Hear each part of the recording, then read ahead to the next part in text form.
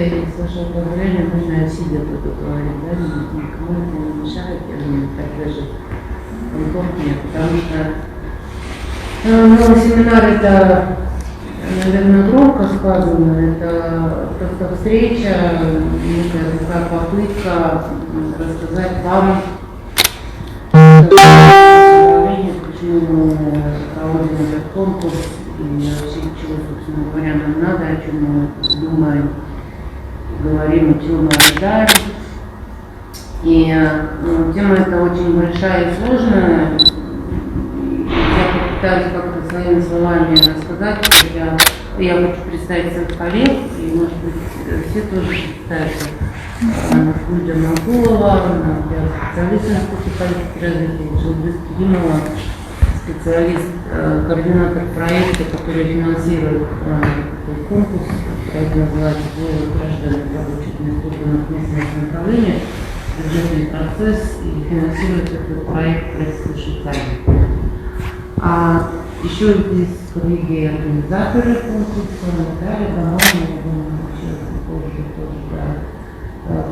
Если коротко, вы можете тоже назвать себя, имя и кто вы, так, в двух словах, чтобы я имела представление небольшое по профессиональному бэкграунде. А можно сидя, давайте мы будем сказать. Дизайнер, подаватель. Салания, дизайнер, координатор проекта. Алексей Стачков, фотограф, дизайнер. Антон Газковский, художник. Викова Жилбис, дизайнер. Я Вера, я художница. Дмитрий Мачинов, фотожурналист. Она художница, архитектор. Стат Малбеков, художник. Айзенбайр, художник. Сергей Лобай, художник. Удалек Сергей, художник, преподаватель. Спасибо большое. Мне просто было важно, понять, очень приятно видеть людей, с которыми мы первый раз по этой теме сталкиваемся. И я очень рада, что снова есть возможность что-то такое сделать. Но Жилбис помогала мне подготовить презентацию, в которой очень много всяких важных и значительных слов. Я, конечно, буду не разбираться, но я попытаюсь своими словами как-то говорить о местном самоуправлении, потому что для меня это больше, чем профессия. Я больше 20 лет занимаюсь развитием местного самоуправления в том или ином качестве. И давно поняла, что местное самоуправление – это не часть системы управления, не политическая настройка, не нечто такое официально государственное, а это, в общем-то, целая философия, которая формирует нашу цивилизацию, начиная с древнейших времен. То есть, когда люди в племени делили добычу или решали, кто будет охранять пещеру, а кто пойдет на охоту, кто будет собирать дрова, а кто будет смотреть за детьми коллективно, вот это уже было местное самоуправление. То есть это основа взаимодействия, то, что составляет все наши коллективные действия, наши ежедневные коллективные бытоустройства, правила жизни и так далее. И местное самоуправление, оно существует на самых разных уровнях, начиная там от соседей, которые вместе решают, что делать с забором, который там разделяет этот участок, продолжается на улице, там, когда что-то совместно чистят, там, в селе, в городе и так далее. Но, конечно, местное самоуправление, есть еще такое понятие муниципалитет, и мы его часто используем, но с философской точки зрения хорошо поясняет, что такое местное самоуправление. Это три единства трех неразрывных составляющих частей. Первое – это обязательно территория. Это некая местность, территория, которая объединяет людей, которые проживают совместно на этой территории. И третий компонент – это органы управления, которые создают эти люди для того, чтобы совместно решать вопросы своего проживания на этой территории. То есть есть это триединство трех неразрывных вещей, сама физическая территория, люди, которые там живут, и органы управления, которые они создали для управления своей жизнью. И эти органы управления тоже могут быть разными. Это может быть неформальный вход соседей на улице, а может быть это местный кинеш, а может быть это там мэрия, это, ну, то есть формы для домовой комитет, квартальный комитет и так далее. Формы тоже могут быть разные. И во всех странах они называются по-разному, на разном уровне формируются они разными способами, но местное самоуправление есть везде и во всех политических системах. Поэтому еще очень важно понимать, что местное самоуправление это не новая придумка там демократов или реформаторов, оно было, еще раз говорю, с древнейших времен. И то, что касается кыргызов и вообще кочевых народов, у них развивались свои особые формы местного самоуправления. Вот в эпосе у нас приводится несколько очень ярких сцен, описывающих, по сути, реализацию местного самоуправления, там и выборы военачальников, местные там принятие решения об охране пастбищ и прочее, и прочее.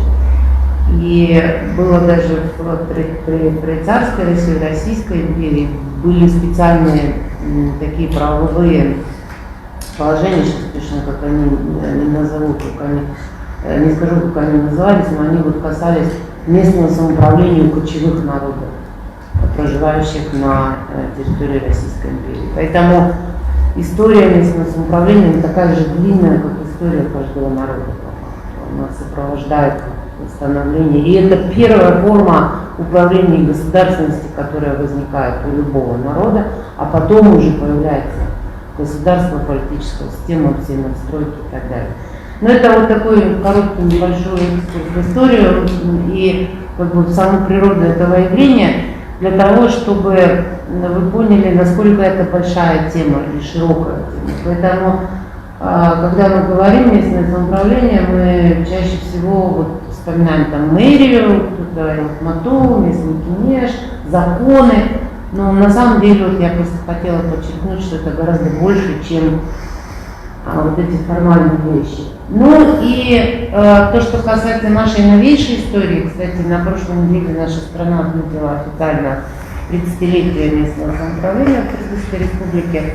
Вот что касается новейшей истории, то на протяжении всей новейшей истории в течение 30 лет мы сохраняли приверженность принципам местной демократии или местного самоуправления в своей конституции. Во всех редакциях, несмотря ни на какие там перетурбации президентов, у нас сохранялся принцип и такая вот декларированная на высшем уровне приверженность принципам местного самоуправления. И в последней редакции Конституции тоже, хотя была попытка там все это дело ликвидировать, но тем не менее вовремя думать.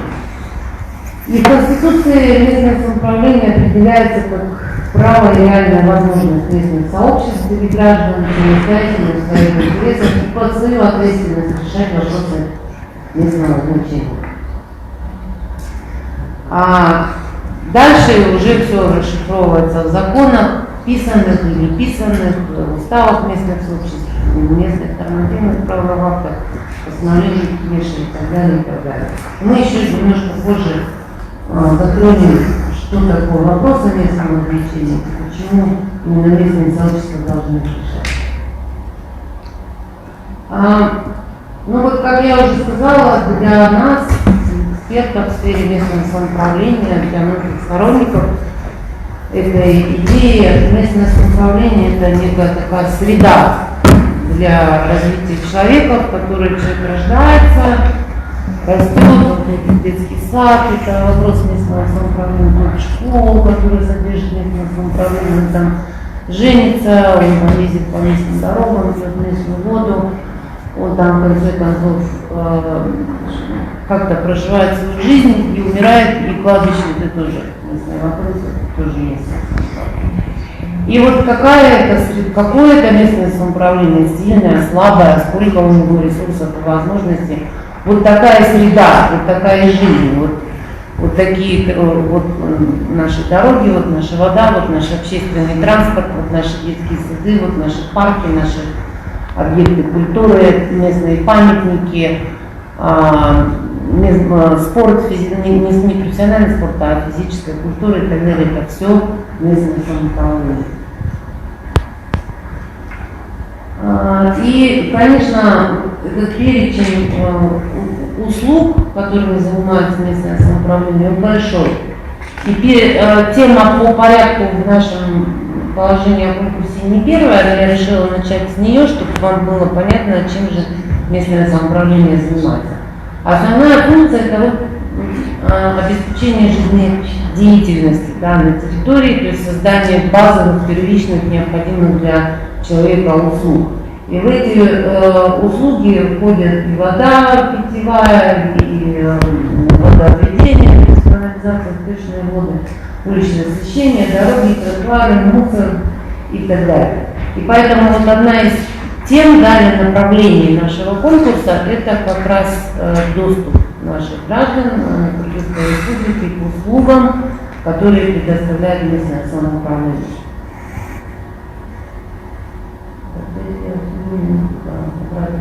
Вот теперь к вопросам местного значения, да, или к функциям, которые выполняет местное самоуправление. Вообще, что такое вопрос местного значения? Все, вы наверняка хотя бы краем уха слышали про теорию общественного договора, да, или сервисного государства, в том плане, что мы как граждане нанимаем всю нашу систему управления для того, чтобы она решала для нас те вопросы, задачи и проблемы, которые не может решить человек сам или не может решить бизнес, там, частный сектор и семья. Вот эти вопросы, которые требуют коллективного какого-то принятия решений, консолидации ресурсов, они передаются на основе общественного договора, который мы заключаем, принимая, голосуем за Конституцию. Это есть наш акт подписания участия в этом общественном договоре. Мы передаем государству и местному самоуправлению. И между государством и местным самоуправлением существует очень простая граница, которую легко понять и провести, которая делит все вот эти публичные вопросы на вопросы государственного значения и вопросы местного значения. И что такое вопросы государственного значения? Это те вопросы, которые имеют равный смысл или равную важность для любого гражданина страны, где бы он ни жил, даже если он за границей живет. Например, выступление сборной олимпийской, да, Кыргызской Республики на Олимпиаде, неважно, где ты живешь, да, в Токмаке, в Карабалте, в Баткене или вообще ты в России, но ты все равно смотришь телевизор и болеешь за нашу сборную, да, потому что это вот вопрос одинаковый для всех. Оборона границ, национальная безопасность, принятие законов, да, потому что законы, они одинаково должны быть справедливы для всех граждан, неважно, где они живут.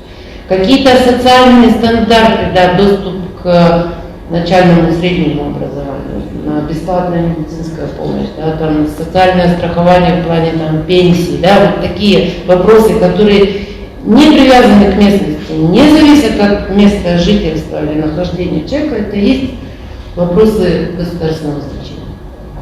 Соответственно, вопросы местного значения, они вот касаются в большей степени людей, проживающих на конкретной местности. И, конечно, мы в целом, там, допустим, все за зеленую среду, сохранение окружающей среды, но по факту вот меня волнует уборка мусора и утилизация мусора там, где я живу. Бишкекчан волнует, как это происходит в Бишкеке, и не очень волнует, как это происходит там в Кызылкие. Соответственно, жители Кызылкии волнуют, как мусор убирают в Кызылкие, и не очень сильно беспокоит там в других местах. И вот такие вопросы. То есть есть ли детский сад, какая дорожка, есть ли парк шаговой доступности, работает ли библиотека и так далее. Вот то, где я живу, с теми вопросами, с которыми я каждый день у себя на месте сталкиваюсь, это есть вопросы местного значения. И они определены, этот список определен законодательством. Ну вот я не буду весь его зачитывать, но, как вы можете заметить, это в основном базовая инфраструктура, то есть базовые услуги жизнеобеспечения, от которых во многом зависит качество нашей жизни. Список большой, кстати, нужно будет потом поправить, вот, есть же сейчас уже доступна новая редакция закона, там немножко список поменялся, но практически нет. Это местный транспорт, местное историко-культурное наследие, места для отдыха, озеленение, ну то есть вы видите, да, вот среда, народный промысел, досуг, местные библиотеки, вот сейчас еще семейное противодействие семейному насилию включили, то есть вот та ежедневная среда, в которой мы находимся. Поэтому понятно, в общем-то, без объяснений, насколько важно, да, качество работы местного самоуправления, насколько важно для всех нас его способность решать все вот эти вопросы местного значения, насколько эти люди, эти институты обладают финансами, кадрами, технологиями, знаниями для того, чтобы вот, все эти проблемы качественно решать. И у большинства граждан, далеких когда законодательство, система управления, всегда складывается ощущение, что вот это все нужно адресовать эти вопросы государством. Это факту нет. Как я вам показала уже, эти вопросы делятся на государственные и местные, и за местные отвечает местное самоуправление.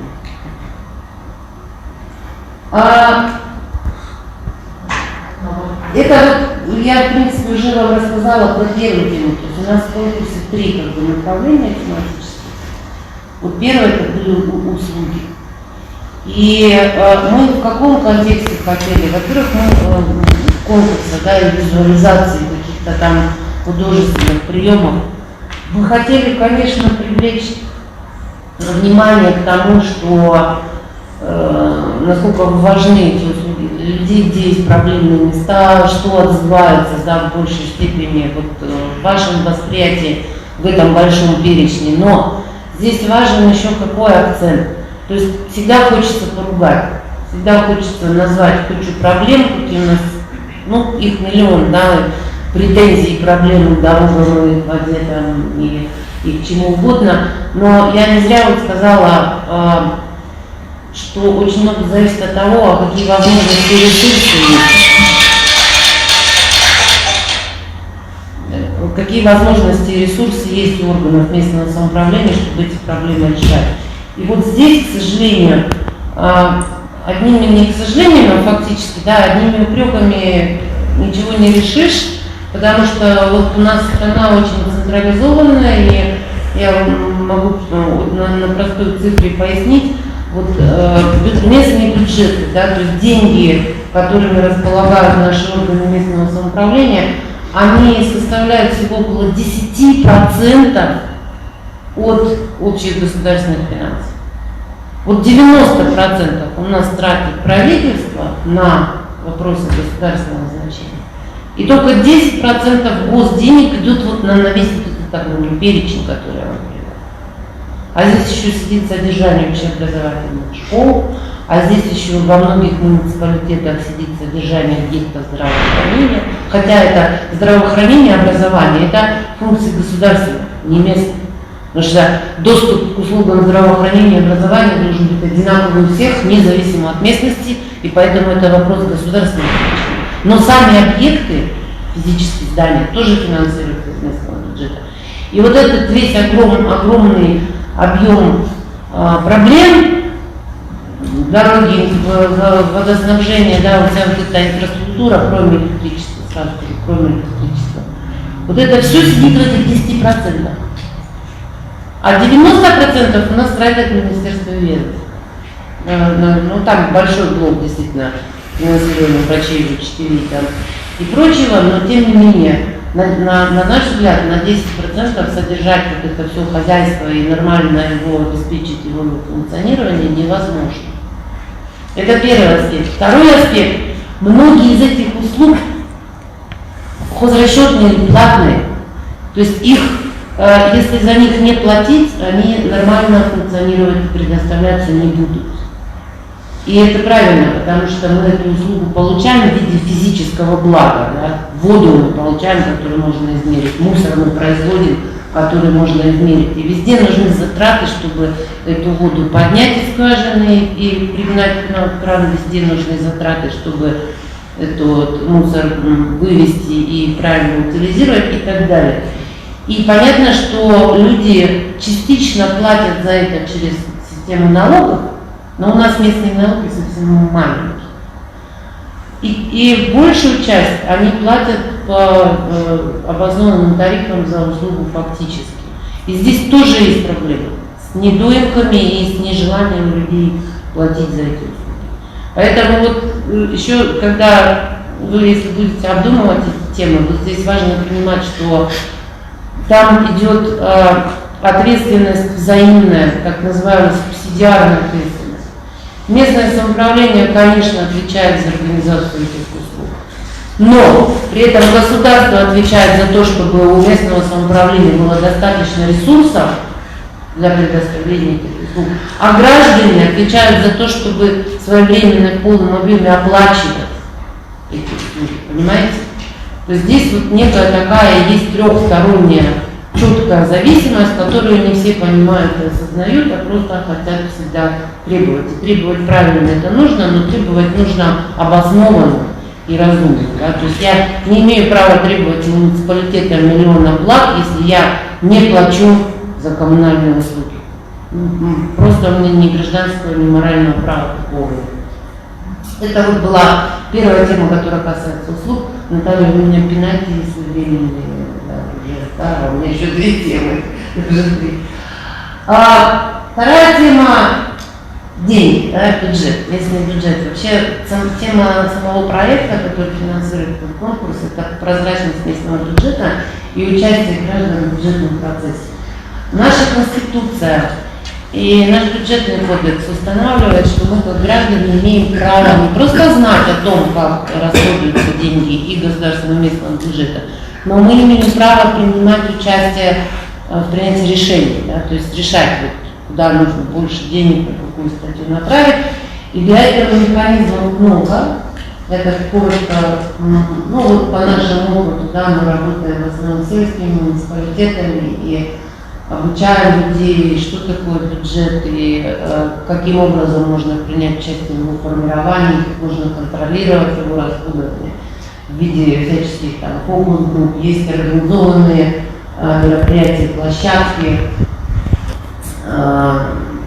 например, общественные службы, когда Аня Ахматова рассказывает гражданам о проекте бюджета, и у людей есть возможность сказать: нет, давайте мы вот в этом году будем не эту дорогу ремонтировать, там, а другую дорогу. В Бишкеке это очень плохо работает, да. Намного, ну, практически не работает по сравнению с сельскими муниципалитетами. Там проще это организовать, и там быстрее этот процесс. Вот у нас уже сейчас по статистике около 70% сельских муниципалитетов каждый год проводят слушания по бюджету.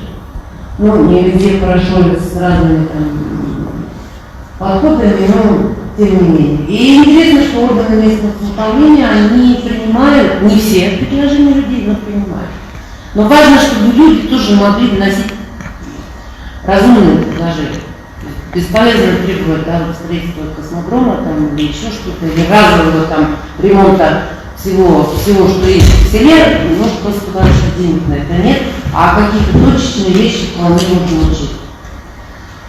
Это вот была вторая тема, тематическое направление. Третье тематическое направление – это вовлечение в местное самоуправление всех групп. Вот в Конституции сказано, что это право местных сообществ. Но местные сообщества, они неоднородны. И у нас, к сожалению, есть вполне сложившаяся доминантная группа, да, в местных сообществах, это работоспособные мужчины, кыргызы. Такая доминантная группа, которая принимает большую часть решений. Задача стоит в том, но это ведет часто к тому, что когда неудовлетворенными остаются интересы или незащищенными остаются интересы других групп, возникают всяческие социальные дисбалансы в обществе, и это в конце концов плохо влияет на общество в целом и на развитие в целом. Поэтому, ну, как бы такая парадигма или основа современного развития вообще не в Кыргызстане, а вообще в мире, это инклюзивное развитие, которое подразумевает, что нельзя никого оставлять позади. То есть, если мы это как при диком капитализме, да, то есть, если в Англии во времена промышленной революции промышленники зарабатывали бешеные деньги, обеспечивали колоссальный скачок научно-технического прогресса, но они при этом потеряли природу, да, острова и потеряли там огромные социальные очень целые пласты. И они сейчас это понимают, через 200 лет, что вот в тот момент произошло, что сейчас вот такое понимание пришло, что если мы какие-то группы позади себя оставляем, то это вредит нам всем в среднесрочной и долгосрочной перспективе. Поэтому вот, как я уже сказала, сообщество не однородное, но каждая из этих групп имеет свои права и свои потребности. И важно, чтобы интересы этих групп обязательно были вовлечены. И они могут быть разные в разных сообществах. Сообщества у нас в Кыргызстане очень разные, соло, очень с разной структурой, нельзя назвать двух одинаково. Но вот маленькие такие короткие заметки, межнациональное согласие тоже определяется на уровне местного сообщества, как работает с этим вопросом местное самоуправление, насколько оно может подружить людей местных национальностей. Есть очень много хороших примеров, потому что у нас есть прекрасные мультинациональные сообщества, там и в Чуйской области, в долине, в Кыргызской долине, которые очень хорошо дружно живут, а есть где возникают трудности и проблемы. Воспитание детей, какое-то сохранение передачи культурных, нравственных, духовных ценностей, это тоже вопросы, управляемые на местном уровне. И вот отдельно, можно буквально немножко вторая, да, презентация, откроете. Я хотела сказать про вопрос гендерного равенства. Я сама эту тему раньше не любила, и когда нам постоянно доноры, ну, в какой-то степени даже навязывали, да, вот этот вопрос. Ну, мы так сквозь зубы, да, мы вынуждены, только платить, только заказывать, этим заниматься, но постепенно пришло осознание, что проблема действительно есть. Особенно мы видим, как сильно меняется положение женщин в сельских сообществах в Кыргызстане. И меняется прямо на глазах. Вот я сама начала ездить в поля, так называю, в село, там, в начале 2000-х годов, и это была одна картина, и сейчас я видишь, картина совершенно другая. И мы знаем много фактов, ну, диких, вопиющих, да, когда ученик школы может подойти в селе к своей учительнице и сказать, как тебе не стыдно, ты зачем ходишь на работу и позоришь своего мужа, ты должна сидеть дома. Как ученик своей учительницы. Это, вот это уже, да, некая такая сформированная ментальность. Да, и у нас в одном из сел был реальный пример, когда вот осталась одна женщина, работает в мотор, опытная, в возрасте, не такая там, что молодая совсем какая-то. Вот она ходила на работу в сопровождении мужа, и муж сидел рядом с ней весь рабочий день, потому что иначе вот тоже могли зайти прямо, оскорбить и все такое, что шарят вообще работа здесь в мужском коллективе не должна. И в конце концов она все-таки уволилась, потому что невозможно было. Это, конечно, крайности, они не такие распространенные, но тем не менее мы видим, такие проблемы есть. И здесь тоже сложно, здесь баланс надо искать, здесь нельзя требовать вот, тупо пойти и сказать, что вот вы все вот отражены равны. Но есть и женское сообщество, где женщины сами не хотят, да, они не хотят быть такими же, как мужчины. Их нельзя к этому принудить.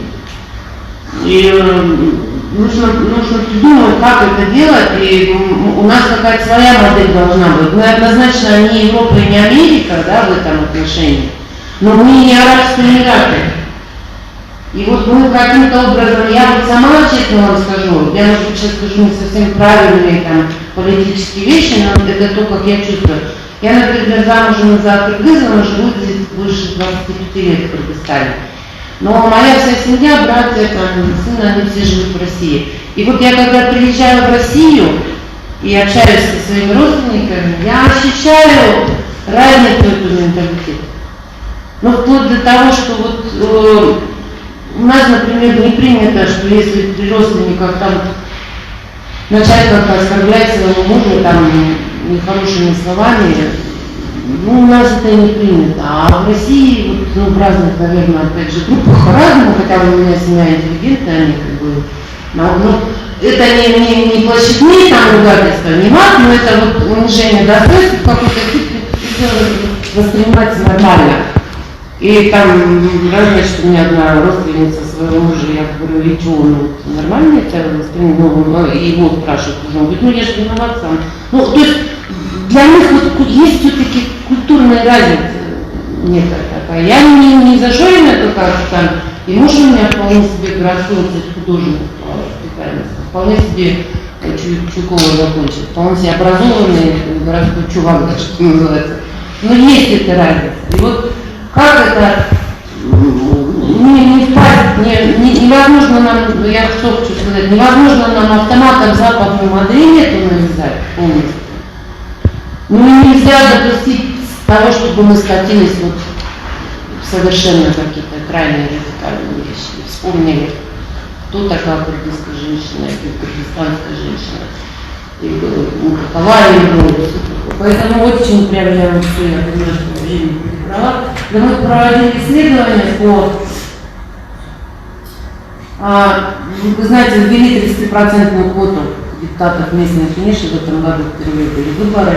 И вот мы проводили исследования, что там происходило. Во-первых, зачем женщины пошли в Кенеш? Было предположение, что они хотят только социальными проблемами заниматься, но нет, они хотят заниматься экономическим ростом. Женщины предприниматели и так далее. А что им, какие факторы для них важнее, когда они принимают решение заниматься политикой местной, внутренней или внешней? А мы думали, что все-таки внешний там, что или меди, что люди скажут, но оказалось, что внутренний. И каких знаний не хватает, чего не хватает? Вот как раз этих всех внутренних мягких навыков публичных выступлений, умение правильно планировать свое время. Женщины говорят, что я иногда сама себя ловлю на мысли, что я в соцсетях сижу больше, чем вот я там с детьми общаюсь. Ну, законы понятно, финансовой грамотности не хватает женщин, как управлять деньгами. А вот уже такие деньги, там, знакомства, да, гораздо меньше количество ответов на препятствия, ну, негативное отношение родственников. Я уже сказала, Эли Медей, это вот, наверное, на первом месте. И сообщество. А все остальное, то есть тоже было предположение, что женщины перегружены настолько, что у них нет времени заниматься местной политикой, но оказывается нет. Все-таки отсутствие союзниц и поддержки им мешает больше, чем какие-то бытовые проблемы. Это интересный момент, а за что женщин ценят местное сообщество, когда их признают как политиков? Женщины считают более объективными, чем мужчины. Женщин среди избирателей большинство, но это такой количественный показатель. Женщина всегда доходит до сути проблемы. То есть мужчины в процессе принятия решений, особенно в местном Кенеше, они вот больше озабочены мгновенным каким-то эффектом, а женщина пытается разобраться. Это для меня спорный, конечно, это вопрос. Ну и много таких факторов неожиданных, вплоть до того, что вот считается, что женщины не участвуют в круговом пороке, женщины менее склонны к коррупции, но это да, женщина легче сдаст, да, чем мужика. Ну, это уже остальное мне не так важно. Все, я извиняюсь, что я перебрала. Чего не надо это. Спасибо. Да. Дополнительная информация есть у нас на сайте, в журналах. Пожалуйста, если у вас какое-то из направлений захотите лучше понять, много всего.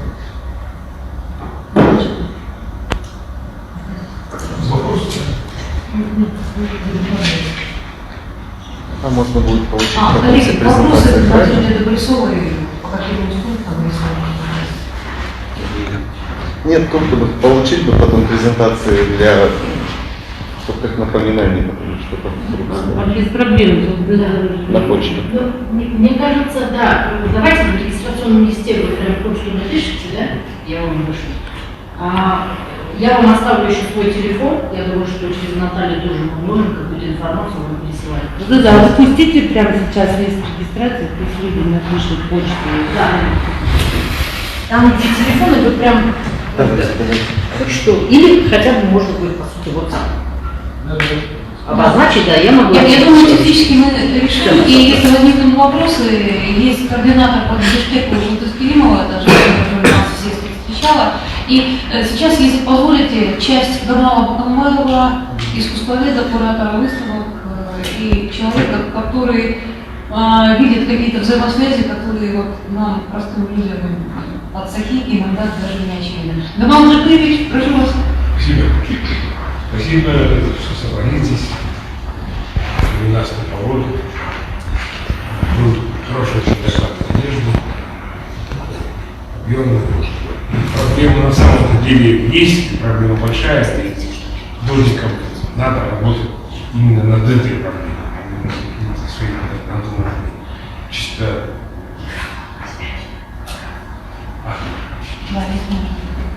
своими такими чисто карьерными проблемами. Но наше общество не такое, оно пока остановится.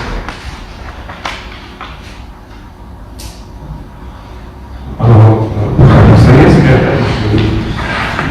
есть некоторые проблемы, которые не позволяют большому количеству населения участвовать в решении такой простой задачи. Это выполнение плаката, которые призывали население больше участвовать и больше получать возможности вот такая, которая есть вместо самопринятия.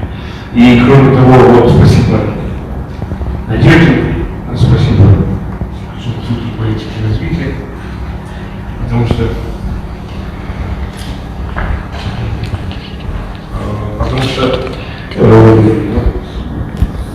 мои некоторые знакомые, много у меня пришел, но они говорят, что вот, возможность конкурса вы используете очень слабо. Потому что конкурс это сразу же привлечение довольно-таки существенной части населения к самоуправлению. Управлением государства. То есть вот эта проблема управления государством в Советском Союзе была, по большей инициативе, сейчас есть и в западных странах, и в Америке, и в Европе. Потому что эта проблема, что она, во-первых, демократия как тогда наступает настоящая, когда практически каждый сознательно участвует в управлении своей страной, своей родиной, своим домом, большим домом. Вот, и в этом смысле это такое большое дело, к сожалению, их у нас мало, и этот потенциал, который дает в конкурсе, никак не используется. Я тоже вижу это по архитектурным конкурсам, а так в более широком масштабе я всегда призываю за то, чтобы был суд специальный, когда судят уже не только судья, а еще и 12 человек. А у них есть еще семьи, а все это могут быть по 5 человек, потому что есть еще соседи. А есть еще соседей, родственники, и уже люди не чувствуют себя, что вот там кто-то что-то долго делает, ну там, правда, можно делать помоложе, не чувствует. А я вижу, что все-таки какие-то миллиарды нитей не чувствуют, связаны со своим прошлым. Связаны со своим прошлым, и приходится всегда вот эту нехорошую тенденцию рушить, и нехорошие привычки рушить. Наталья пригласила меня. Это, зачем меня пригласили Наталья? Потому что, собственно говоря, я не только артист. Плакатного искусства, я считаю, что у нас нет. Союз дизайнеров образован недавно, то больше при помощи государства. И каким он получился, тоже непонятно. Может быть, успех выставки нового театра, который вы знаете, я куратором являюсь этого проекта стипендиального музея, который я директор. И было проведено 2 выставки под названием «Новый соцреализм». Ну, соцреализм, вот такое слово кидает, слово немножко хайповое, на мой взгляд, пытался таким образом просто привлечь побольше внимания. Это сейчас у нас не осуждается. Вот плакат выставки, которая была в Новый год, 2020-2021 год. Плакат. Вот. Да. А это вот про меня, это куратор, это Дан Рижовский, румынский художник, писатель, очень молодой, как куратор. Он художник, и он ненавидит кураторов, то есть таких как я. И он в таком языке пытается структурировать, называется, на колумнном языке, а просто он может заставить делать так, как я хочу, а не так, как вы хотите. Считаю, что вы хотите немножко неправильно, хотя каждый думает наоборот. Вот на этой выставке, на мой взгляд, можно сказать, что это был успех, а мне было не очень приятно. Вот, я показываю такие не очень удачные работы, которые мне казались. Было очевидно, что они не были доведены до конца. Это живопись. Живопись, но мне кажется, что он потихонечку перейдет, потому что, собственно говоря, и плакаты, живопись, графика, кино, и архитектура, они все из одного какого-то источника. Конкретно о плакатах он расскажет Наталья, а я вот об этих общих источниках. Такая работа была представлена. К сожалению, свет нельзя выключить, это все не сохранится. Все включачки уже ушли. Включачки и выключачки. Ну, по-моему, нормально. Здесь важна суть. Мы пытались в своем стипендиальном проекте «Толя музею» дать возможность художникам работать над большими, масштабными историческими темами, которых у нас сейчас нет. Государство как-то поддерживает, но там это чиновничье немножко, вы понимаете, что это такое. А вот такая частная поддержка, Тулёнов, либерал, с открытыми взглядами, ему не нравится то, что делает Министерство культуры, ему не нравится то, что делает политики, то, что делается нашим Джорджу Кениши, он откровенно говорит, и таких людей становится все больше, я думаю, что вот именно они, либеральное сообщество, которое, к сожалению, у нас нет, оно станет основой нормального развития культуры. Вот. И мы взяли те исторические, 16-й год, революции. Ну почему нет работ на эти темы, все знаете. Мы все-таки решили, что нет на эту тему работ, потому что просто художник, молодым особенно, не хватает ни с финансов, ни времени, ни каких-то, я даже сказал, что где-то психологически какой-то поддержки. И один из стипендиат нашего проекта, это Заркан Сарабаев, я его знаю очень давно. Все молодые наши стипендиаты, они давно очень молодые. Это я говорю, что в общем, у кыргызов, наоборот, у евреев вначале делают карьеру, а потом создают семью.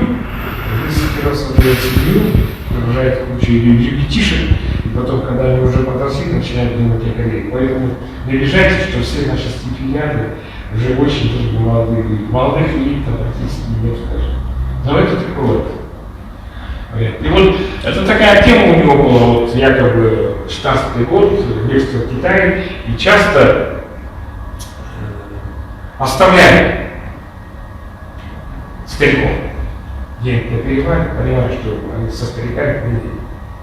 Ну, вот такие случаи были, их пытаются всячески скрывать, как бы чиновники не могут об этом говорить, потому что люди оставляют свои родители на голову свою. И практически вот как бы вот, так я рассказываю народу очень много на эту тему. И начнут они идут в горы и оставляют там детюшку старикам, чтобы они не так учить не было. А может быть, может быть, это лепешка. И они как бы, и они отдают эту лепешку внуку, а внук опять мне. Он говорит, нет, тебе нужнее, нет, тебе нужнее. И вот эта вот ситуация попытался художник Захар Соломаев решить вот такой картине. Ну, идея очень хорошая, мне она понравилась, мне многим понравилось, но кажется, не получилось. Во-первых, вот, нет самой лепешки, и все такое одинаковое, и очень много ненужных элементов. То, что чем вот страдают наши художники, они, вот, как вы знаете, я, честно говоря, столкнулся с такими невероятными вещами, такой какой-то необразованностью, что художников, которые, они, будучи еще уже не дети, хотя каких-то очень даже простых вещей не понимают. Здесь появились какие-то камни, какие-то козочки, знаете, гламурные довольно, такие салоны. Ну, например, салон, у нас очень много художников, которые работают на салоне, любят изображать косточки. Это такая приятная форма. Ну, как-то вот она не достигла своей цели, и об этом было тоже у нас на обсуждении открытого сказано. Может быть, вот такой вариант, когда есть идея, простоте стремиться. А простоте стремились давно, сказать, что картина должна быть лаконичной, это слишком просто, показывать, да? А есть же конкретные примеры. Вот, получается, сейчас. В 1896 то есть, то бишь, это 135 лет тому назад, да? Альфонс Лукмуха, рекламный плакат, сигареты, бумага. Он совсем не понимает, что такое, он тоже вначале не понял, что это такое. Раньше крутили, вот по сигаретной бумаге и табак. И сейчас крутят. Я об этом не специалист, к сожалению. И вот такой плакат, вот это вот сигаретная бумага. Просто красивая женщина, какой-то красивые надписи. И здесь уже где-то в 30-х годах, 20-х годах появилось такое понятие, как захплакат. Предметный плакат, сигареты, фирмы, пристав. Спички. Да, сигареты с спичек. Она была сделана в 1906 году. Вот здесь, ну, об лаконичности очень много историй, что такое лаконичность. Сейчас мы еще тоже, например, посмотрим, но на самом деле здесь интересна ее история. А об этом уже как бы истории много, но она здесь наиболее выразительная. Объявила конкурс эта фирма, да? Художник делал работу, и потом приходит к нему друг и говорит, какая хорошая реклама сигарет. А он так и сделал. Спички, коробок, сигареты, здесь пачка, так сказать, ну, сигарет, что-то еще. И он сделал, потихоньку начал откидывать. И в последний момент он откинул именно пачку сигарет. И оставил только 2 свечи. И крупное название фирмы. И это оказалось достаточно. Мне это оказалось очень точным попаданием. Это знаменитый плакат. И появился стиль, который назывался «Предметный дизайн». Вот, пожалуйста. Ну, не знаю, то есть, когда он берет художник, не берет каких-то красивых женщин, детей, чинят, а просто вот сам прямо в лоб. Но почему-то получается хорошо. Сам. Был также там такой художник, как Юрий Хольман, тоже замечательный плакат, и, к сожалению, он сделал плакат нацистов. Очень советский плакат. Да, очень советский. Он нацистский, поэтому можно... Нацистский советский плакат. Опыт плакат, например, плакат не очень хорошо. Кроме того, вы знаете, у меня был друг такой, конечно, искусственный сведущий, ему казалось, что вначале работал я на Казачи, такой старый, был, потом помогал Микеланджело, и уже в конце, так сказать, Рафаэль, совсем молодой. Я говорю, они работали одновременно. А он говорит, как так? Я думал, что там 100 лет работал. Такие, как Леонардо да Винчи, потом 100 лет работал, такие, как Микеланджело, потом еще 100 лет работал. Такие, как Рафаэль. Я говорю, нет. Вот они раньше назывались, ну, называется квадрочентистами, посмотрите, насколько это очень много лишнего для нашего взгляда. И я просто вам скажу, о чем-то смотрю. Работа с дальней лечением. Это как раз таки работа Перуджина, учителя Рафаэля. Вот когда я первый раз увидел эту работу, знаменитую, она мне поразила то, что она очень простая. Нет, больше поразило то, что мне показалось, что это майское одеяло. Обычно здесь обязательно должны быть какие-то камни, узоры, какие-то обшивки. Здесь такая простота, просто поражающая. Ну, меньше значит лучше, если я сам архитектор, люди весьма здоровые. Он сказал, меньше, значит больше. Он работал в Веймарской республике.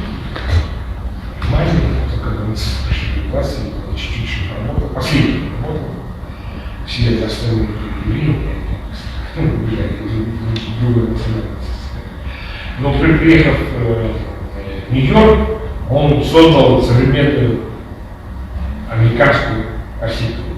То есть то, что называется кубы из стекла и стали. Его стали. Часто говорили в Советском Союзе кубы из стекла и бетона. И вот он, когда приехал в Нью-Йорк, ну, у него уже своя программа была, но вот эта красота, она победила. Было очень много различных вариаций, но именно победил вариант самый простой, самый духовный организм. То есть многие говорят, что это много маленьких четких квадратиков.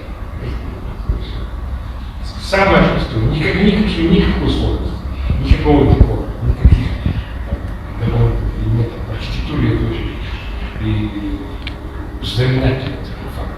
Потому что победило как раз то, что было меньше, конкретно. Вот еще одна работа с этой выставки, это работа Бахрамдяна Демирова. Может, знаете, это такая история, собственно говоря, культовая для киргизов. Есть такой роман Касымбекова, «Сломанный меч». И там, получилось так, что он, оказывается, продолжает вот этот род, который всю жизнь жил высоко в горах, был пастухом, его в Кавказском ханстве не осталось, все друг друга порезали, поубивали, и кого-нибудь надо было поставить на трон. Поставили вот этого мальчика, где его откуда-то из далекого печенья, ну это такая кыргызский пафос. И поставили посадили на трон. И принес его Джусуп. Она, если понимаете, феодал.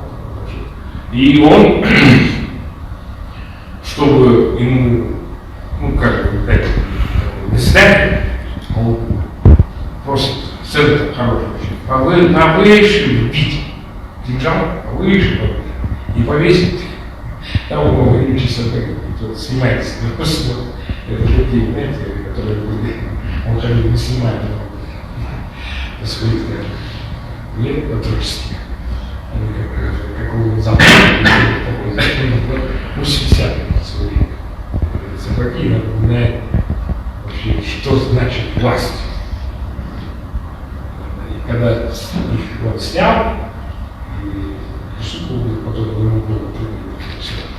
Ну вот такая тема была, вот какая-то определенная конкретность есть, но я был, конечно, очень недоволен, потому что не было каких-то, знаете, для меня каких-то конкретных элементов, которые лучше бы, наверное, прояснили вот эту идею. Он как-то вот потом вторая идея была, это вот врачиха, может быть, медсестра, она когда была революция 7 апреля 2010 года, она выходила и призывала люди с белым платком маленького проходить, там и нарастало количество раненых, причем с тяжелыми ранениями, и они платком махали. Их Тима хороший, у него куча рисунков. Куча рисунков. Вот, к сожалению, у него одного не конкретно. Она, знаете, она вот такая. Она не вот такая. Вот здесь вот, ты можешь еще дальше очень долго, много рисовать, но вот какого-то обаяния конкретности не будет. И очень много таких примеров. И я сталкивался со мной художником, это просто характерный пример, когда художник не хочет конкретного человека рисовать. А даже с ним договориться, он придет, скажет, не похож, просто лучше вот нечто абстрактное. Такое. Быстрее. Ну, не нечего рисовать. А она вот такая. Она не другая.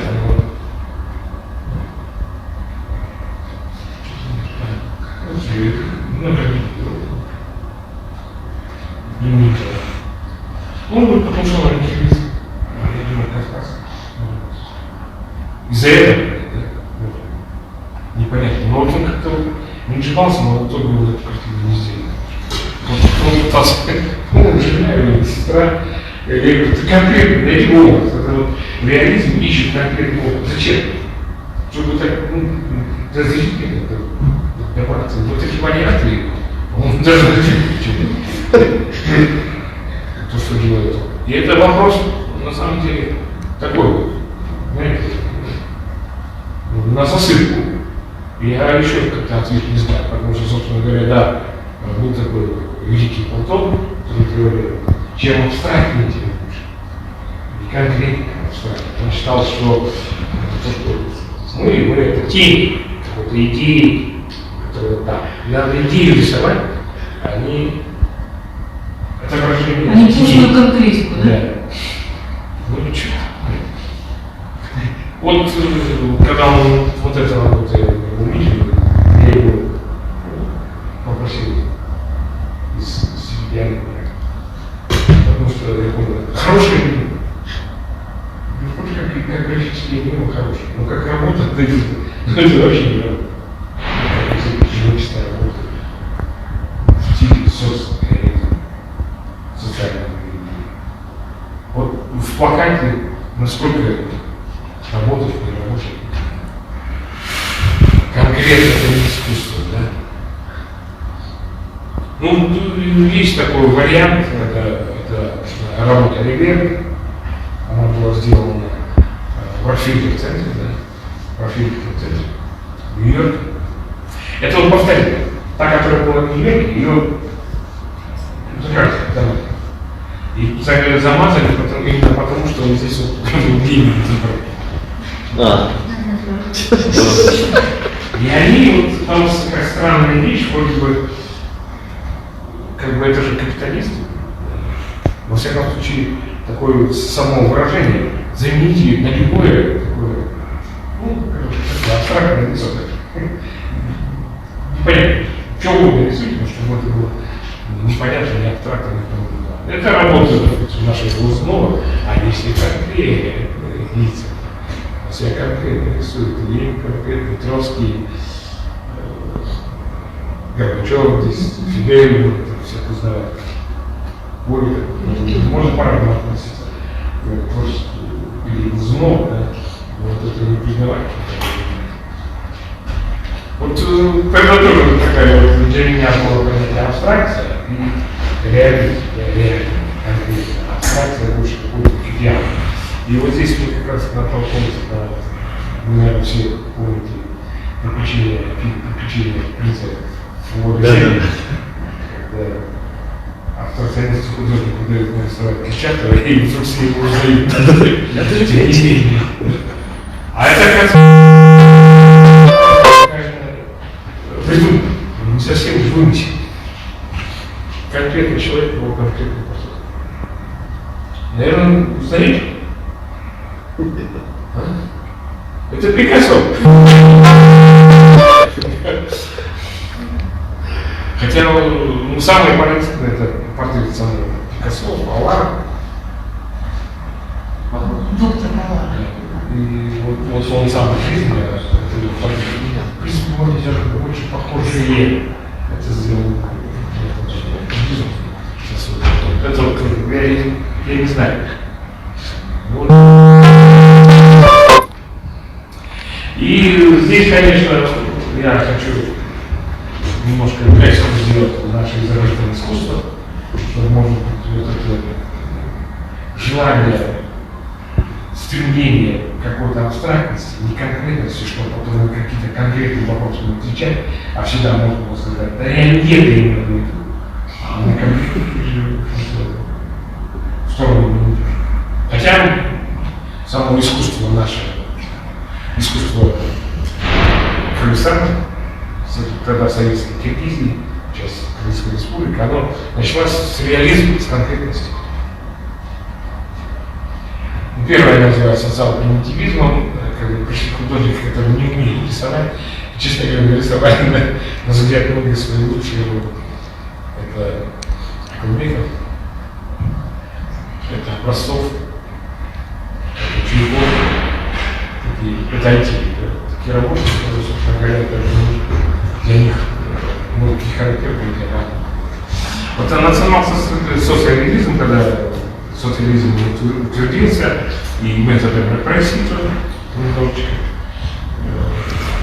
не так сильно было репрессий, но и вот такой реалист, как Акиев, это очень смешная история, рисует походный двор. И его обвиняют, знаете, его обвиняют в формализме.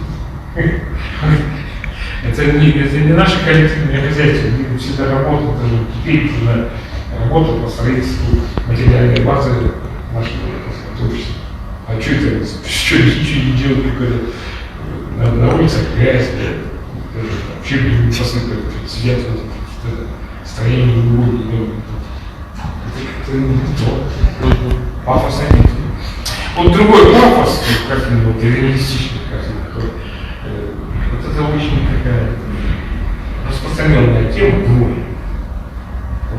Хоть он Акиев и был художником социализма, выдающимся реалистом, и его имени назван музей, но он рисует двое. Вот там где-то там большая жизнь, коммунизм строит, а мы вот здесь вот вдвоем видите, у нас есть более важный разговор.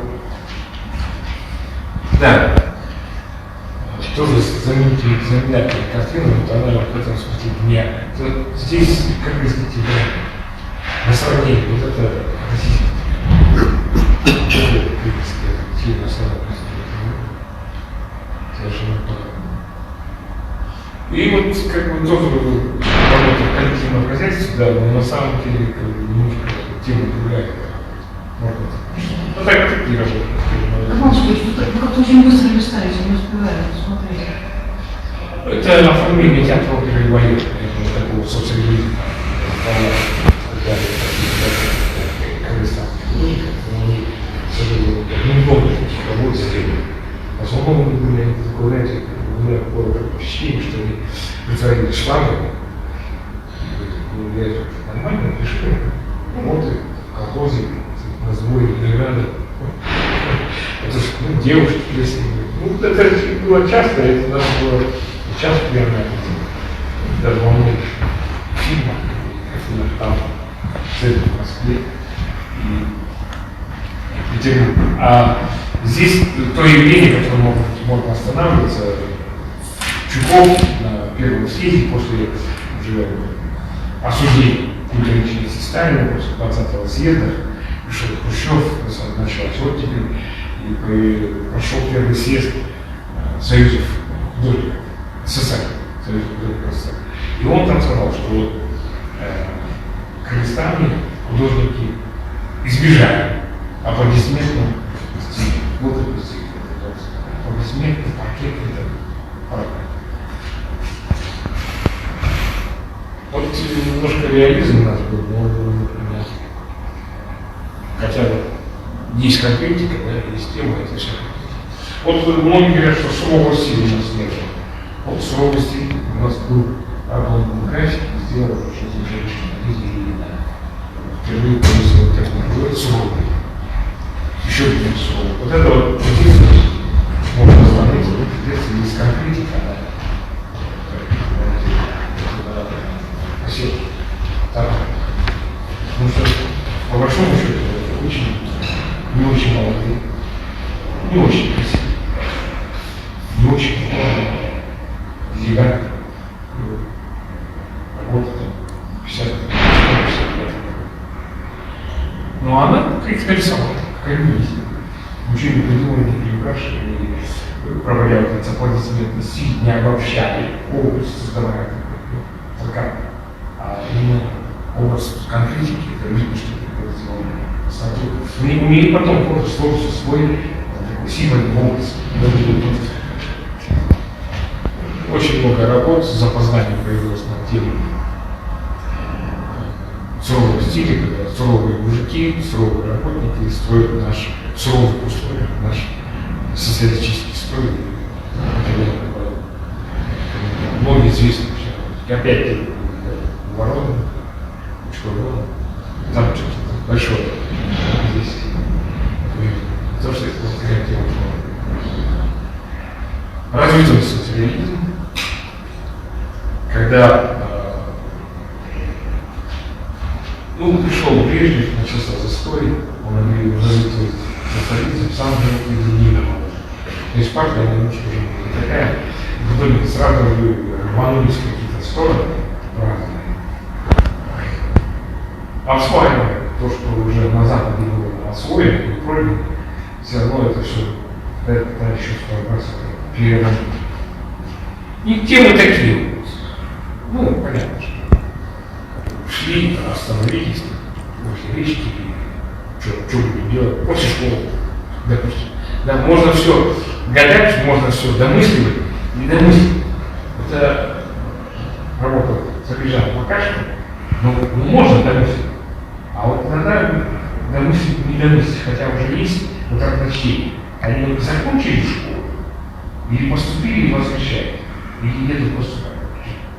Уже мажорный модернизм, да, тоже постоянно говорю. Слушай, когда, знаете, вот одним названием, вот название одно, оно называется молодежь. Но на самом деле вот, сама идея вообще, это сатана. Я часто эту работу показываю, потому что поразительно назывался молодежь.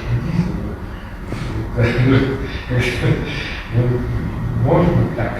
Там другая вещь, это Асамхулов. Асамхулов это портрет артиста русского. Что-то такое. Сегодня так очень непатовно, очень неофициально, очень непочему. А так как-то смело и немножко не особо. Самая мощная вещь – путь просвещения. Можно на один шаг назад? Коллеги, просто забегая вперед, я надеюсь, когда вы будете задавать плакаты, то просто хорошим ориентиром, покажите мозаику на этом. Вот, стоп. Просто хорошим ориентиром для того места, куда вы задаете, является вот этот сделать лабораторный корпус. Вот за ним находится институт политики и развития, куда нужно приносить работу. Вот что я хотела сказать. Простите.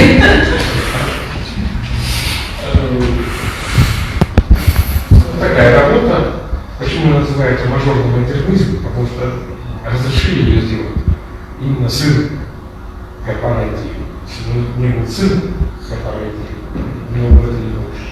Ну, вы знаете, что очень много разрешили Тарковского, очень много разрешили Кончаловского, очень много разрешили Корейки. То есть дети мажорные. То есть у них был какой-то, вот эта сама система, оказывается, была достаточно патриархальная и иерархичная. И вот эти большой человек. Детям может больше, чем целостным. Мои лучше. Она такой к лучшему. К лучшему? Да. Ну, они не просто так, как сказать, Создали такие. или водку, курили, сигареты, сами крутили. А что это делать? Конечно, это плюс.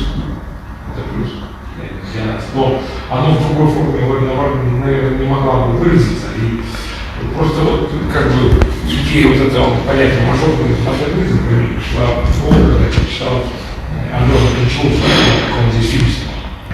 И он говорит, я зашел в Зубари, зашел в Кайтман, зашел в Сусу. Как он зашел? Против человека, не сыном этого великого Сергея Михалкова, куда ты не зашел, дорогой. А то он там заходил, там, дверь пинал в кабинете первых секретарей, как его так. Вот это слово мажорное, наверное, не очень подходит, то, что мажоры бездельники. А здесь другое, здесь они и так называли, даже употребляли национальные бездельники. Нет, здесь это очень хороший термин, поскольку они единичные, во-первых. Например, в архитектуре мажорные случился. Несмотря на наличие Ну так вот, а мажоры-то как раз они не единичные. Их толпа, и они бездельники. Их толпа, и они бездельники. Здесь не непотизм, не знаю, какой-то, но просто смысл мажора они не... Нет, это не про безделье, это про привилегии, которые... Ну, мажоры это не привилегии, мажоры это богатые бездельники, да, дети, это дети богатых родителей, которые сами не делают ничего, а просто тратят деньги родителей. Но я должна сказать, что это термин... Нет, тут есть Шевчука, да, он поет там про мажор, мальчики-мажор. А в конце он говорит, я сам когда ценю, он тоже считает себя, что если его папа, что будто... Я должна сказать, удачный этот термин или нет, но так случилось, что он уже устоялся, им пользуются, и он уже как бы закреплен в сознании. Да, мажоры возгордятся. Не, ну это что происходит? Потому что, допустим, такое понятие стройки, оттепель, или там суровости, что-то суровости. Это вот как-то люди дали, подхватилось, и раз и стало назвать. И, ну, может быть, другое, но надо думать. Точнее, это... Да, это работа знаменитая тоже.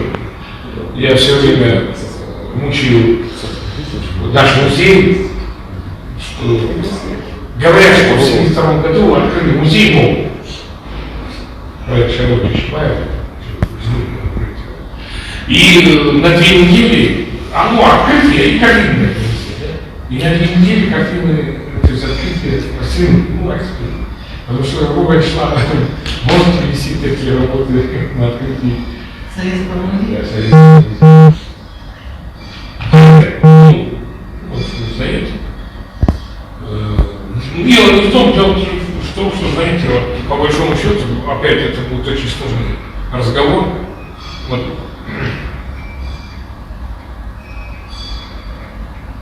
Особенно вот здесь. Но это плакат, сделанный первокурсницей. Слева она радостная под фонариком, справа она без фонаря и какие-то ужасы, которые из ее воображения находят, она грустная. Такой вот очень-очень любительский плакат, хотя, мне кажется, очень милый, студенческая работа. Да. Вот 2 работы профи. И причем вам Надежда Добрецова уже рассказывала о том, что женский момент в этом конкурсе важнее, может быть, многих других. И, если честно, первоначально конкурс должен был называться «Женщина и бюджет» или по версии «Женщина и деньги». А еще нам хотелось назвать с Гадманом Джапаевичем «Женщина и власть» была тема. И тогда было это, может быть, очень жестко. Но потом по сумме обстоятельств передумали. Итак, смотрите, Салтанатка и Бурдаева. Сравнение. Женщины в жилетах с метлами, а мужички вот двигаются в сторону власти, они начальники. И работа Пискаревой, где как головка айсберга, маленькая вершинка, где мы не видим подземной части, где вот некий Байкеша, который все это возглавляет, а пашут на тетке. И очень, по-моему, достойно и правильно, очень хорошая работа. Про женщин и соотношения по половому признаку во власти. Вот они здесь, а эти там. Сравнение. Вот еще безотказный прием, который работает всегда. Что нас всех объединяет, так это общая угроза. Все люди, которые друг друга были недовольны и имели кучу разногласий, но если есть общая угроза, они моментально объединяются. И это можно использовать в плакате. А в втором зале это работа победитель конкурса плаката. Господи, я забыла, как он назывался. Антон, как он назывался, конкурс? Ладно, не важно. В общем, Киргизстан несколько лет назад подписал конвенцию о запрещении пыток во время следствия. Что это значит? Чтобы тебя не били в милиции, если ты подозреваемый в каком-то преступлении. Да. И вот по версии Антона, эта работа выиграла.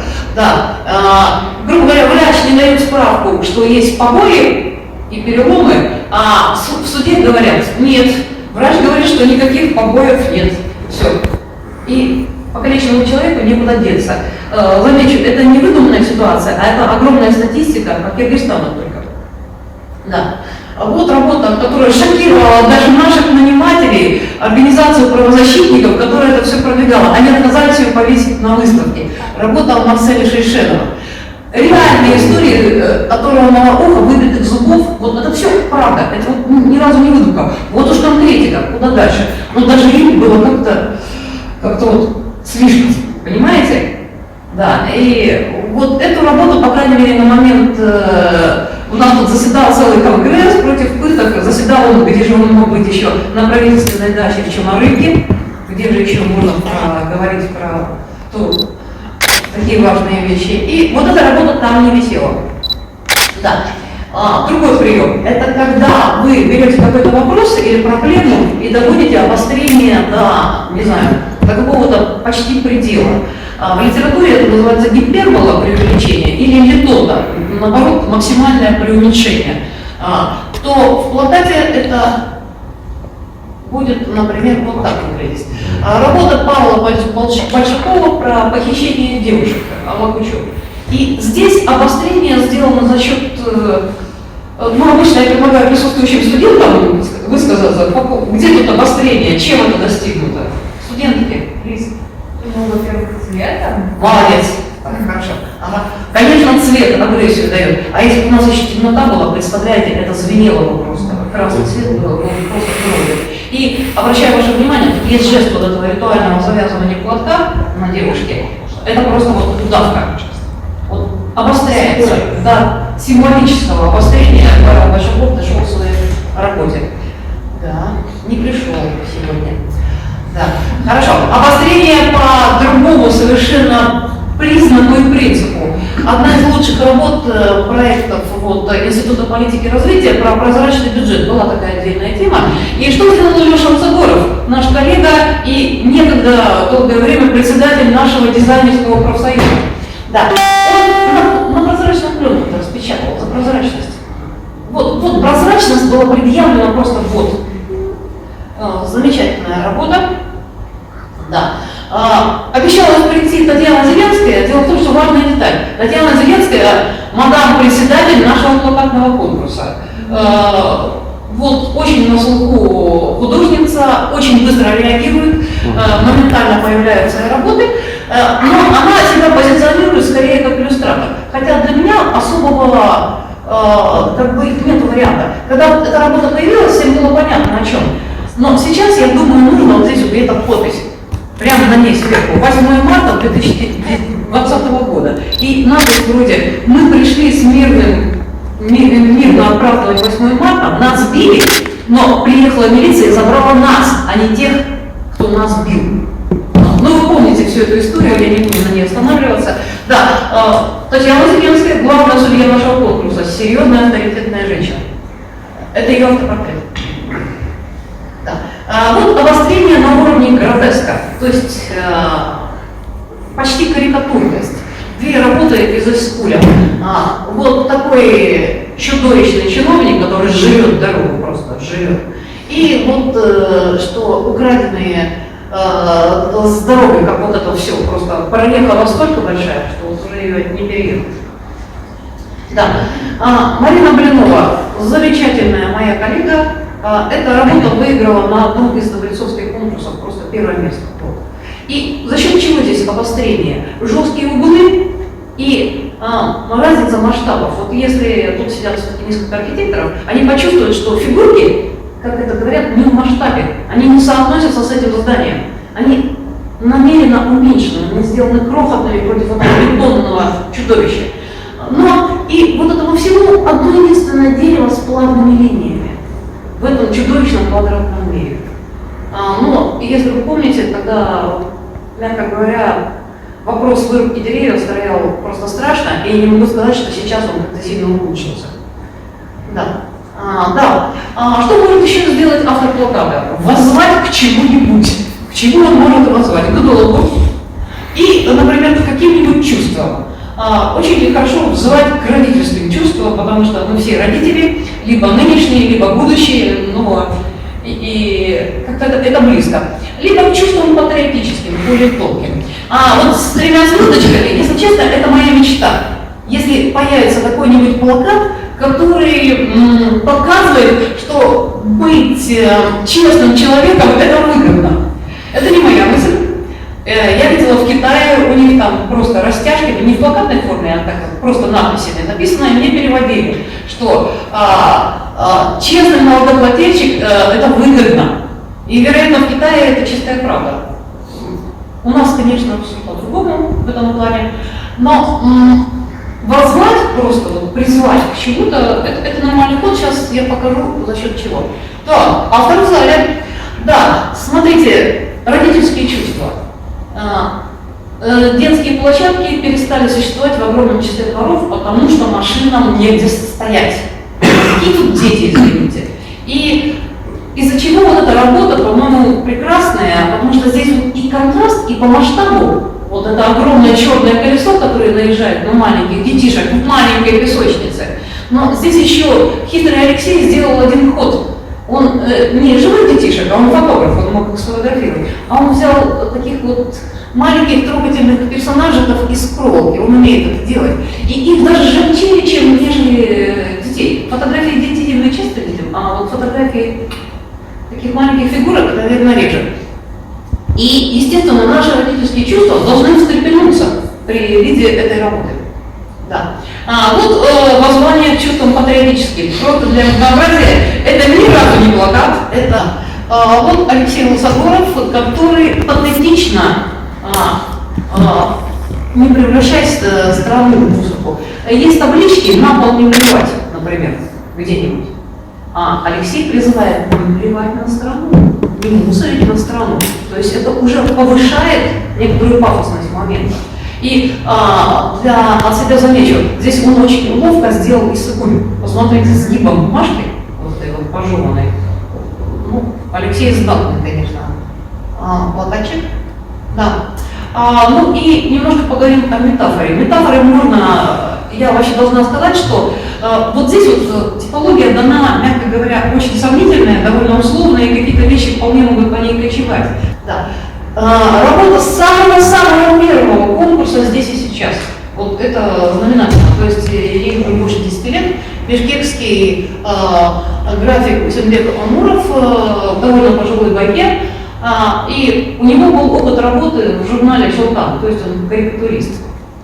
И, в общем, главная задача социального плаката не борьба там с дорогами или плохими, или взяточниками, а с равнодушием, как бы с отношением. И вот здесь вот, по-моему, метафора улитки, которая радостно прячется в свою раковину и ничего не видит, ничего не слышит, по-моему, довольно неплохо работает. Да. Вот совершенно свежая работа с конкурса «Сны Манкурта», работа Карабека Раскальдеева, иссыкульский автор. Да. Прелестная детская работа, друзья мои. Как показать алчное желание чиновников урвать на строительстве даже маленькой дороги себе на колбаску. А в прямом смысле, вот. Детская работа, повторю, детская художественная школа, город Чолпаната, художественная гимназия, как-то так называется. Прекрасная работа. Да, хорошо.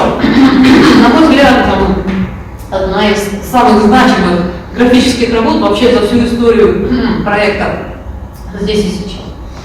Первый у нас проект был в 2012 году, это важно. Старейший ожский живописец, график и художник. Художник из Бишкека. Друзья мои, что может быть менее интересно, чем тема компоста? Компостная яма – это вот что-то вот такое воняет, там всякая дрянь гниет, там черви ползают. Ну что это такое интересное? А вот можно, оказывается, из этого сделать какой-то мир волшебный, где какие-то маленькие мини-путы что-то отслеживают, какую-то технологию испытывают, черви, которые создают этот мир. Плохое освещение, к сожалению, тут не видно, оно по графике очень красивая работа. Да. И вот плакат может быть вот таким тоже. Да. Вот, друзья мои, вот эту работу я хочу показать для того, чтобы вот это где-то предел сложности и некоторой навороченности и многодельности для плаката, но все-таки из этого, на мой взгляд, можно сделать плакат. Это работа Болота Исабекова. Возможно, вы все видели вот в Баоме этот брошенный автобус. Что сделал Болот? Мы все мимо проезжаем, а Болот просто своих родственников расставил в таком виде с чемоданами и сфотографировал. Понимаете, применительно к теме разговора, применительно к тому, что Добрецова вам сегодня рассказывала, понимаете, ну нельзя патерналистски ждать милости от президента и писать, что вот в твоей деревне вот нету уличного фонаря. Понимаете, нужно как-то пытаться предпринимать какие-то собственные решения. Вот этот автобус никуда не поедет, у него колес нету. И вы можете стоять тут еще 20 лет, но он все равно никуда не поедет. Просто мы вынуждены заниматься вот такими местными, может быть, не очень красивыми делами, как канализация, как яма на дорогах и так далее, но это все равно нужно делать. Да, но, по моему взгляду, это близко к пределу для сложности для плаката. Сейчас я покажу вещи, которые невозможно для плаката совершенно. И никогда им не являлась, разумеется. Это работа Талгата Асранкулова «Молюсь на восток, смотрю на запад». Выступавший до меня Гамал Батамбаев напрямую имеет отношение к этой работе. Но смысл в том, что человек, сам художник Талгат Асранкулов, кстати, фотография Шайлот Джекшенбаева, он молится на восток, потом становится на голову и смотрит на запад. И здесь возникает огромный веер интерпретаций. Почему он молится на восток, например, а не на юг? Почему он на запад смотрит вниз головой, а он может смотреть в какую-то другую сторону? И так далее, и так далее, и так далее. Для плаката это совершенно неподходящая вещь. По очень простой причине. Плакат это где-то поэзия из одной мысли. Одной единственной мысли. А здесь вот слишком много, и они слишком сложные и слишком прекрасные. Я этот пример привожу именно для того, чтобы показать, что есть некие ограничения, не обязательно минималистические, но все-таки есть предел, за которым плакат уже невозможен как плакат. Да. Вот то, что является плакатом плакатовичем. Это иссыкульская работа, мне она нравится своей рубленности, кондовости. Я верю, что ее можно сделать даже лопатой, вот этот плакат. Да, Дюшибек Искатов. Вот она такая простая, ясная, четкая. Здесь нет никаких вариантов интерпретации. Вот, просто надо работать. Да. Но я вам покажу другой плакат, а это плакат Анатолий Цыбуха, и я специально брала подпись, которая здесь была, а подпись звучала так: Фрейд облажался. Ну, понятно, что это не про социалку, это что-то другое. Ну, что мы можем сказать? Художник из Аша Анатолий Цыбух умеет рисовать. Тут масса сложных ракурсов, тонких каких-то вещей, намеков на какие-то штуки, но тем не менее это плакат, потому что весь фрейдизм Анатолий подвергает некоторому скептицизму. Да. Да, замечу, эта работа стоит у меня в комнате, я совсем недавно заметила, что вот эти пятнышки у жирафа, они на какой-то момент из квадратов превращаются в каких-то жуков и убегают. Да. Ну, то есть вот эту вещь, конечно, можно разглядывать долго. В идеале, я вернусь, плакат должен быть вот такие. Да. Но не обязательно. Да, хорошо. Да. Ну, снова про Анатолия Цыбуха. Год назад в это время проходила выставка «Сны Манкурта», организованная исследовательским проектом СНГ. И вот Анатолий Цыбух, у него были графические листы, но они ужасно просто подходили вот под «Сны Манкурта». Вот, например, это можно запросто назвать «Сны Манкурта о великих предках космических». Например, вот так. Вот еще из этой же серии Анатолия. Простая в корне сделанная графика, там,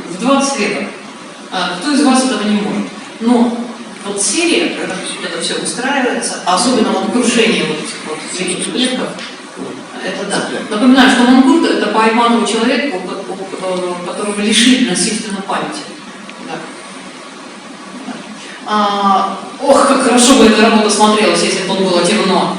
Да, ну это я ее включила, потому что завтра Хэллоуин. Ну и во-вторых, это такие сон манкурта, страшный сон манкурта, такой злобный, страшный. Но для присутствующих здесь художников и графиков есть одна важная вещь. Анатолий нарисовал вот эту работу в программе Paint мышкой. Что говорит о том, что если у тебя есть идея, и ты умеешь рисовать, то ты можешь все. Даже в Paint. По-моему, Paint скоро на кофейниках будут устанавливать, потому что примитивнее программы просто не существует. Да. Вот манкурт и его волк. Исключительно плакатная вещь. 3 цвета и то, что называется, ну тут можно еще поговорить об акцентах и так далее, и так далее. Надеюсь, кое-кто из присутствующих все-таки был на выставке с манкурта, которую вот я им показываю. Вы, вероятно, все видите ее первый раз. Ужас. Для кого мы делаем выставки, если люди на них не ходят? Ужас, ужас. Спасибо. Ну и вот еще один человек там явно был. Да. Одно психологическое приеме, которое может нам помочь, это эффект достройки. Когда нам не обязательно видеть целое, чтобы его представить, мы можем представить человека по лицу, там, лицо по глазам, там, человека по ботинкам. Ну, то есть это достроить картинку до сырого в легкую. И для этого я пока нашла самый лучший пример, коммерческая реклама. Это что такое? Вот достроить эту картинку. По идее, так, кто-то понял, а ну-ка расскажите. Ну то, что все с кетчупом будет настолько вкусным, что ты даже не поймешь, что это тарелка. Да, это фарфором закрыто. Да, но, друзья мои, тут есть еще прелестная деталь. Кусок мяса не тронутый. Человек, да, это реклама томатного соуса. Да. Что это значит? Вот мы достраиваем целую историю по одному кусочку, по откусанному краю тарелки. Да. Ну вот смотрите, Татьяна Зеленская. Здесь можно что достроить? Очень много можно достроить. Нет, ну, в общем, основное домашнее насилие. И я бы легко перевела эту прекрасную картинку в плакат, просто написав: за 2020 год в Кыргызстане от домашнего насилия погибло столько-то женщин. Все, это плакат. Да. Хорошо. Вот, друзья мои, не то чтобы только через негатив. Есть какие-то светлые. Вот, как ни странно, самая светлая работа с конкурса «Сны манкурта». Олег Лазарев, замечу, заслуженный архитектор и автор там, массы прекрасных зданий, нарисовал такую очень трогательную лирическую вещь. Манкурту снится, что Чебачок на Иссыкуль возвращается. Для этого нужно достроить ситуацию, что когда-то у нас было 2 рыболовецкие флотилии на Иссыкуле, которые ловили рыбу.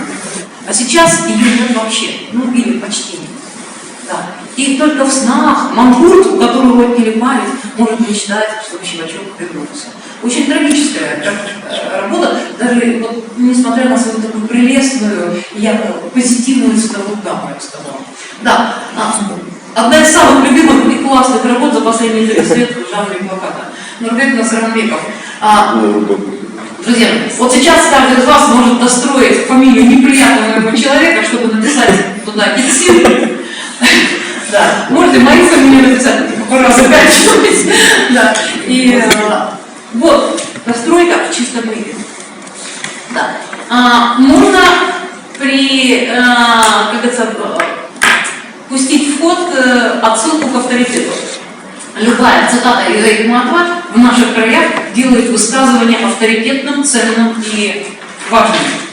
У Айтматова есть масса разных прекрасных слов по разным тоже поводам. Если покопаться, можно найти почти все. Но я сейчас хотела к авторитету власти. Друзья мои, это работа 2012 года, и она была посвящена, 2014, простите, была посвящена именно борьбе с коррупцией. И президент Атамбаев, друзья, так не верю. Да. Но обращаю ваше внимание, что в 2014 год количество денег, которые ему суют взятки, такое ничтожное по нынешним временам. К сожалению, мир изменился в лучшую сторону. И я думаю, что художники определили это сразу. Это калька с советского плаката, где мужчина от рюмки. От этого. Вот орская работа Мунку вызывает, там только силуэт Сулейманки. Да. Вот антиавторитет. Антиавторитет. Замечу, эта работа была сделана, когда этот господин был нашим начальником, а не после. Это важно. Это здесь и сейчас. Да. И вот сейчас я должна задать очень важный вопрос. Что такое окончательное решение зеленого вопроса? И этот персонаж должен дать вам подсказку. Почему его сделали вот таким? Это под Гитлера сделано. Да. А у Гитлера было окончательное решение еврейского вопроса. То есть полное уничтожение евреев в принципе. Да. Вот такой добрый человек. Наш начальник. Да, любое графическое изображение, каких-то сведений, цифр, но более занимательное. 70% выпускников вузов не находят работу по специальности. Правда, Женя? Да. А вот посмотрите, любительская работа, но она настолько хороша, посмотрите, как эмбриончик, даже еще не родившись, вовлекается в коррупционные схемы, вот, и повинного следите через руку матери, и она деньги протягивает человеку в белом халате. То есть люди в Киргизстане, еще не родившись, участвуют в коррупции. Друзья мои, это ого-го какая мысль. Да, почти что закончили символ.